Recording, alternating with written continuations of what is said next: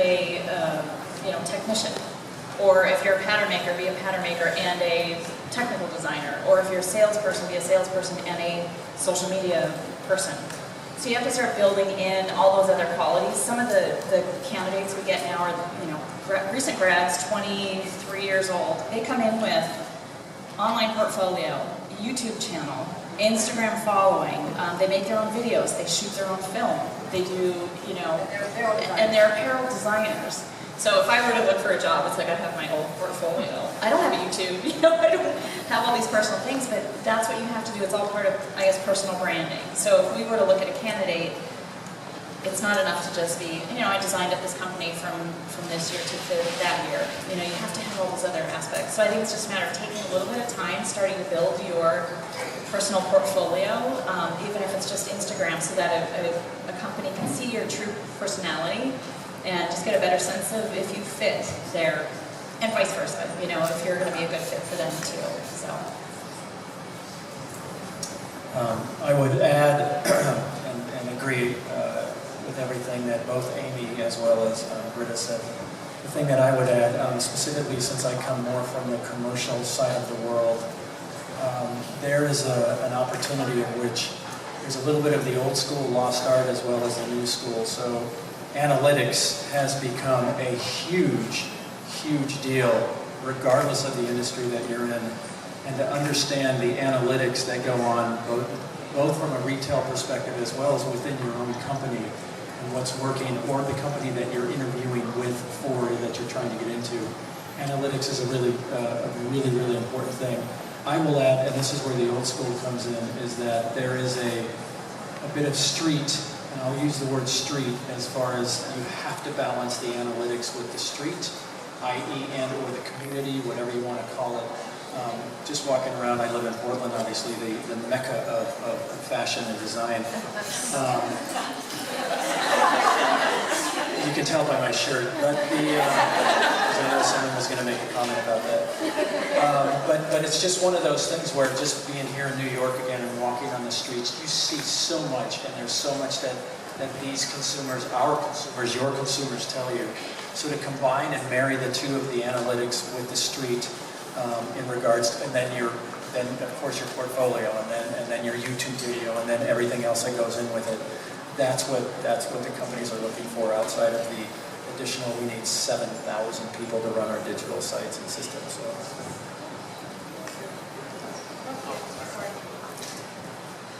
I think just touching on what you said about being disruptive in any way, so it's not just the industry, it's also about yourself.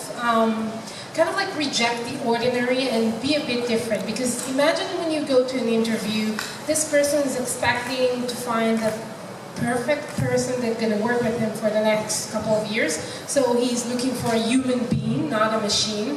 And I think the other thing is just try to find your angle, and I already talked about your branding, but be very passionate. So passionate means not just come and talk about why you're so good, but why this industry is so interesting. Come with creative ideas. They're not going to steal your ideas, I promise. It's not that easy to pull off. It's just be yourself, because this is the person, it's a chemistry thing, right? You want the other person to understand who you are, but at the same time, try and come prepared, but not over-prepared. So be yourself, and just, this is what I'm looking at the moment, and most candidates, they're just not well prepared when they're coming for an interview, which is a problem. And I'll second that authenticity sells. Your passion and your purpose is absolutely contagious. People call me and say, oh my gosh, that girl had the lights on. The lights are on. I think, we talk about all of her qualifications, and meanwhile he's just saying she had the lights on. Well, because that's what they're hiring. Qualifications everyone has. But are the lights on? Meaning, is this really what you're meant to be doing every day and get excited about? I second that. That's how we met. That's how I meet everybody. I like people, but go ahead.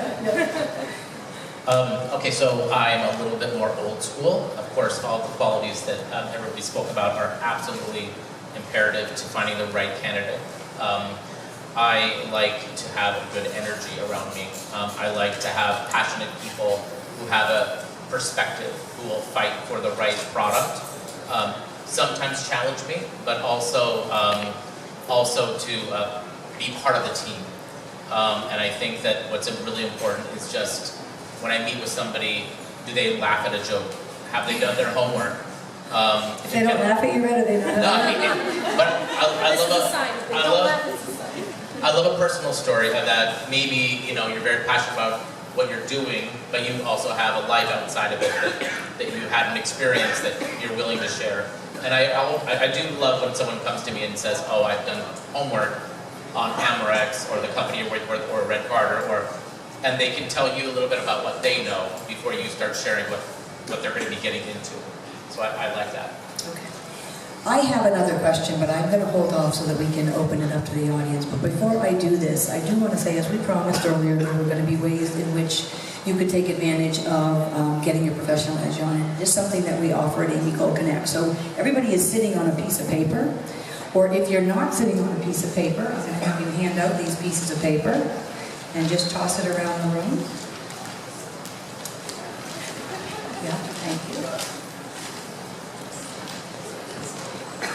And getting your professional edge on in my world and in everyone's world in this panel is that you have a passion and a purpose. But right now, if you and I are not presenting ourselves and packaging ourselves well and really showcasing our expertise to land on the hiring manager's ears in the way they need to hear it, like these executives up here want to hear it in a certain way, then unfortunately you're doing yourself a disservice. Because there are people that, like Britta mentioned, come with the online portfolio, are doing their videoing and all those kind of things. And I am launching a new program, and I thought I would take tonight to offer it to everybody. It's a day intensive called a Professional Edge Intensive, and we are going to run it on September 14th.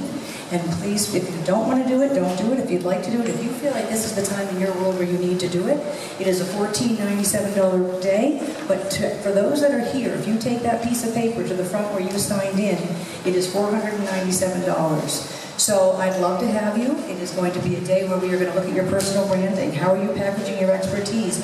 How are you really spinning your career past, okay? Quite often people say, oh, but I'm really hip on social media.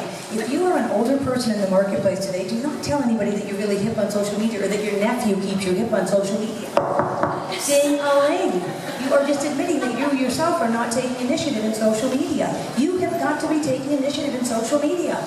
I'm a dinosaur too, but I'm pretending and faking it all the way, and look at this room. Obviously you people need a little help sometimes. We all do. So please, so I'm going to take advantage of that. Also, before question and answers, I want Terry Diamond to stand up. Terry does brand and refresh. Terry is a photographer for over 30 years. Oh, her slide is up. How perfect is that? She has branded Amy Cole and everything that I am. So we love Terry to death, and also she is offering 10% off if you want to brand and refresh your LinkedIn profile. Tomorrow you're going to get a thank you email from us. Thank you to technology, it's already queued up. And Terry's offerings will be on there.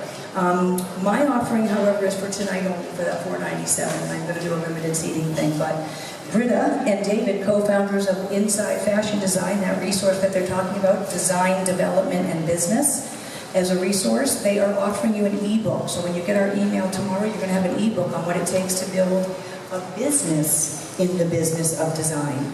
And David has then said, for anyone that does the ebook, he's so cute. I just met him yesterday, but he loved the ring, so I love him.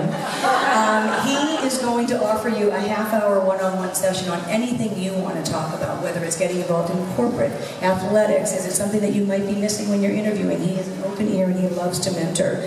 Shanab is at Crabtree and Neverland, has her own branding website, so she'd like to keep in touch, and you'll also get her LinkedIn link on email, as she says she wants the conversation to continue. So we're all up here trying to give, is what we're trying to say. And Red Carter, he just wants you to buy a swimsuit. Actually, I want a flyer, please. If someone passed it to me. You need a flyer. He's coming on September 14th. That's right, absolutely. So please do that. Okay, so we're going to open this up to questions. The thing is, I'm going to have you raise your hand and walk down here because there's no other mic, or yell to me and I'll repeat your question. So who wants to ask a question to our panelists, or me? Yes, Orla, or Lee. Hi. My question is, how are you guys seeing the trend towards inclusivity and including more diversity in the marketplace? So in like size inclusivity, including people, more people of color in advertising, LGBTQ, political standpoints. How is that trending, and how, do you think that's either a roadblock for a lot of the corporate, and that's why you're seeing more uptick in the direct-to-consumer brands, or are you seeing people take it and like go with it? You know? Orly, can we Google this? I mean, come on. Okay, Orly's question was, are we finding that diversity is imperative today to be in the workplace? Are the workers and corporations valuing diversity in the workplace? Are there men and women of color in all of these different roles? And are we being fair and including them? I'm going to, you guys, you want to pick, Britta? Is that fair to say? Yeah. Did I read it? Okay. I'm not sure if this will answer your question directly, but the first thing that came to my mind is a brand that's Portland-based, that's getting huge social media, Wildfang. I love Wildfang, Yeah. sorry. So if you don't know Wildfang, Google them. It is a marketing gal from Ireland, from Nike, and she wanted to make tomboy girls' clothes. So I don't know if that's probably not the proper description, but it's basically, I mean, she has this huge following now of just female, gender neutral, I guess you would call it, but she hit on something big, and she just opened a store in Manhattan. She's got rock stars following her. I've heard her speak a couple times in Portland. She's incredible to learn from. YouTube her. Emma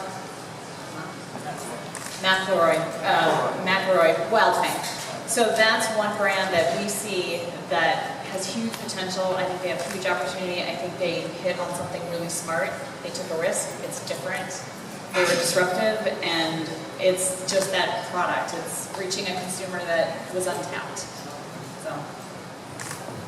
I think, Orly, you might be asking about are companies open to the diversity piece. I'm agreeing with you, Britta, ditto, but I didn't know that. I was asking more about the marketplace, but both Yeah. in a sense. Yeah. It is something that I am not being asked for in particular, but I am seeing such a plethora of diversity in my candidate pool that these companies, the corporate companies that use me to hire, are very excited by it. They really are excited by it. So that's great. Because as I am with you guys, I'm with my CEOs of my companies. You know, I'll say, so what did they, oh, he is great, and what a different guy, and he was from Israel.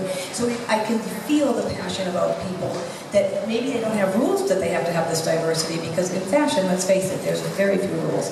But, you know, it is, I see them grasping on and getting excited by it. So that's a great question. Do you guys have anything to say? I just want to add that you can't really fake it, you know, like we talked about gender neutral, which is a trend right now. We talked about different sizing. We talked about getting more people into the space. And I think you can't fake it if it's not really aligned with the brand's value. It's just not going to work. So when I interviewed, I had to go to a lot of places when I felt that culturally I'm not going to fit because they're not ready for diversity. They're not ready for my accent. They're not ready for someone that is not exactly what they're looking for.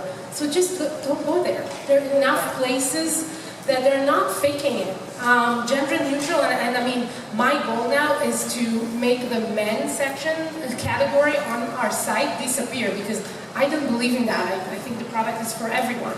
So it's going to take time. I can't just make it disappear and that's it. It's a process. So also as a candidate, look for the place that is more open. And this is the way I see it personally. Anyone else? Yes, come on, just speak loudly or come on up.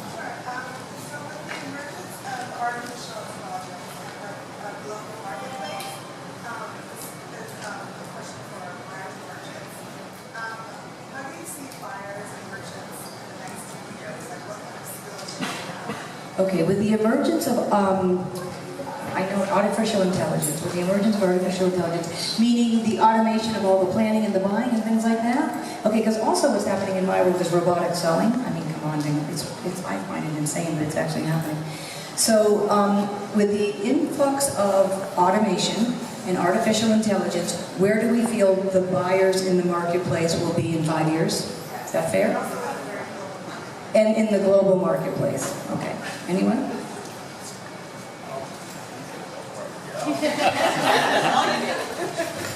So that's a great question. So coming from a huge huge company like Nike, one of the things that I was trying to establish prior to leaving was with the advent of so much accessibility to product, to items, to whatever it is, both apparel, footwear, equipment, whatever it was to do away with samples of any type, to really get into just, whether you call it AI or whether you want to call it just the photographic samples or just images that you would get of anything that you were going to buy.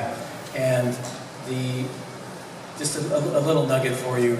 So Nike's footwear samples, which is why I was trying to move Nike away from samples, represented the 4th largest shoe manufacturer in the world. Just samples alone. Just samples. So you can see, to eliminate samples, what that could do, and with the generations that were coming up. I hope there's no one here from recording this and going to say, hey, David Brown from that. Yeah. But you can see what that would do with the young merchants, buyers and stuff. Do you really need to see the sample ahead of, because there's so much non-touch with that stuff right now. You can make decisions through analytics and through everything that's going on within each one of whether it's your own retail or whether it's your business, that would help try to streamline that. I think it's coming. I think it's as a merchant or I know it's here, but as the buyers and as you're going through, how do you get it to the point where you trust in what you're seeing from an image, 4D, 3D, 8D, whatever D it's going to be, that you have to look at. So it's coming. I don't know how fast it's coming, and I believe that it's already touching everybody right now. So. I want to add, just from a different perspective also, I think, number one, David is bringing up the fact of 3D printing. There happens to be a brand here in the yard. You know, this is a shared office space, and they're sponsoring our event tonight. We work out of here. Amy Kokonek works out of here also. And they take a 3D scan of the foot and make a whole line of footwear, shoes, by 3D scanning. Fascinating, young girls, and they were here earlier. I don't know if they're still here. Oh, you can hear us? Good, okay. So say hello to these guys because they know what's going on. They're actually executing it right now as a family of 3. So go figure. That's what happens with 3D. With that, though. With 3D printing, you produce an actual... Yeah, but you can do other things too. There's a 3-person company. See, this is what her point is. Will we have a job if you're going to do 3D and not need a sample maker and not need a pattern maker and a technical designer? But on your side of analytics in a buying perspective, when the item is leaving the store today, they're tracking your steps in the retail store. They're tracking what color, computers, and don't ask, Wi-Fi, Big Brother, I don't know. I went to a conference and learned it, but I don't remember it. So they know what's also leaving the store. So they also get this information yesterday and don't have to then make more samples for that product. And to your point, you know, do we need to look at what was your #1 sellers that season? Because AI found you in the store picking up the blue shoe. So there is something to talk about here. And I think the only way to stay current is to get your professional edge on. No, but to learn and find a place where you can be a part of that software program, that technology, where they're giving you Gerber training, Optitex training on these platforms, because that's going to help you. So be current. Go to FIT, take a class. Go to Optitex, take a class. And I'm being sincere, guys, because I am asked for candidates that have this level of technology. Okay, I think that's the last question we have time for. I want to thank you all so much for coming. We are welcome to stay in this space. Please have a drink, network. Sign up for September 14th. I would love to have you there. Today it's $4.97. Today only, that's the deal. We could only have 25 people at that day, but I would love to have you 25 people there. Sure. And thank you, thank you, thank you. And thank you to our panelists. Amazing. Yes.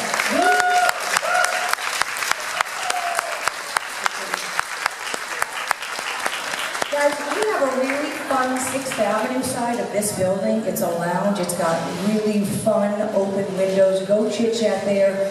Please keep the conversation alive. There's so much knowledge in this room. There's so much networking to be had, and every one of you are so special and have a gift to share. So please introduce you to someone you haven't met yet. Let's go over to the lounge. It's beautiful over there. It really is.